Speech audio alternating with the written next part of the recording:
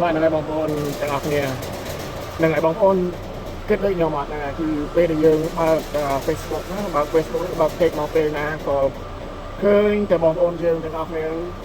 ពេលណានឹងហើយពេលណាមកលេងផ្ទះខ្ញុំនឹងហើយពេលដែលបងប្អូនដើរកាត់មុខផ្ទះខ្ញុំហើយសូមកុំភ្លេចចូលមកលេងផ្ទះខ្ញុំផងនឹងហើយគឺសម្បូរណាស់បងប្អូនអរគ្នាបាទនឹងហើយក៏នឹងហើយអញ្ចឹងចង់សួរមិត្តយើងទាំងអស់គ្នាណាគឺបើសិនជាអានេះជាចម្ងល់របស់ខ្ញុំទេណាបាទបើសិនជាយើង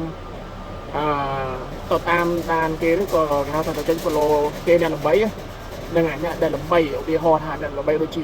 អ្នកល្បីដូចជាតារាល្បីដូចជាព្រាបសវត្ថឬក៏វត្តណាវត្តអីចឹងហ្នឹងហើយ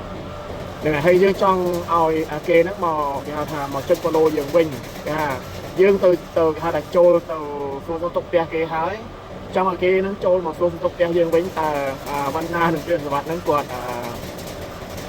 ចូលមកលេងផ្ទះរបស់យើងវិញទេបាទហ្នឹងហើយបាទបើអញ្ចឹងយើងកុំរំពឹងនៅគេហៅថា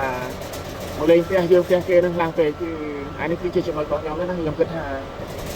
យើងត្រូវតែ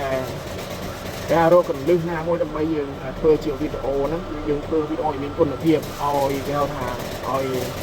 គេថាទាក់ទាញអ្នកមើលឲ្យបានច្រើនហ្នឹងហើយធ្វើគេហៅថាមេតិការបស់យើងហ្នឹងឲ្យមានគុណភាពបាទអានេះគឺជាគំនិតរបស់ខ្ញុំតែមិនមែនជាអ្នកចេះដែរគឺគ្រាន់តែខ្ញុំ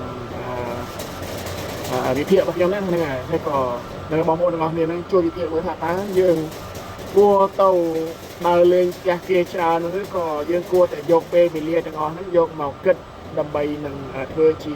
មាតិកាឬក៏វីដេអូរបស់យើងឲ្យមានគុណភាពល្អដើម្បីឲ្យពួកគាត់នឹងមកលេងផ្ទះយើងវិញបាទហ្នឹងហើយក៏នឹងសូមសួរដល់មិត្តយើងទាំងអស់គ្នាថាយើងគួរតែធ្វើបែបណាបាទទៅល្អបាទហ្នឹងហើយ